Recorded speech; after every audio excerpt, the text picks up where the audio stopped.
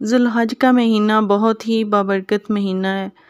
اسلام کی بہت بڑی عبادت حج کی عبادت اسی مہینے میں مقرر فرمائی گئی ہے، اور اللہ تعالیٰ کے پیارے نبی کی یاد میں جو ہم قربانی کی یاد مناتے ہیں وہ بھی اسی مہینے میں منائی جاتی ہے۔ تو اس لیے بہت ہی مقدس مہینہ ہے۔ جیسے ہی ہمیں پتہ چلے کہ ذوالحج کا چاند نظر آ گیا ہے، اگر ہم کسی ایسی جگہ پر ہیں جہاں پہ ہم چاند نہیں دیکھ سکتے، بعض علاقوں میں چاند نظر نہیں آتا، تو جیسے ہی ہمیں اطلاع مل جاتی ہے تو ہم یہ سب سے پہلے یہ سورت پڑھیں گے، تو اس کے بعد ہم دعا کریں گے، انشاءاللہ العزیز جو بھی آپ کی حاجات ہوں گی وہ ضرور پوری ہوں گی۔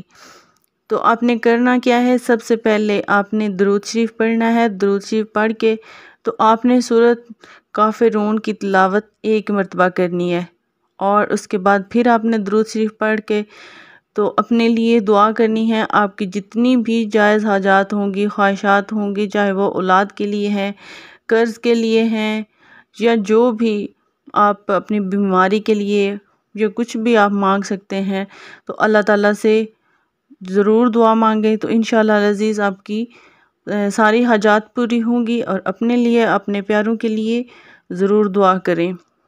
تو یہ تھا ایک چھوٹا سا عمل، امید کرتی ہوں کہ آپ یہ کریں۔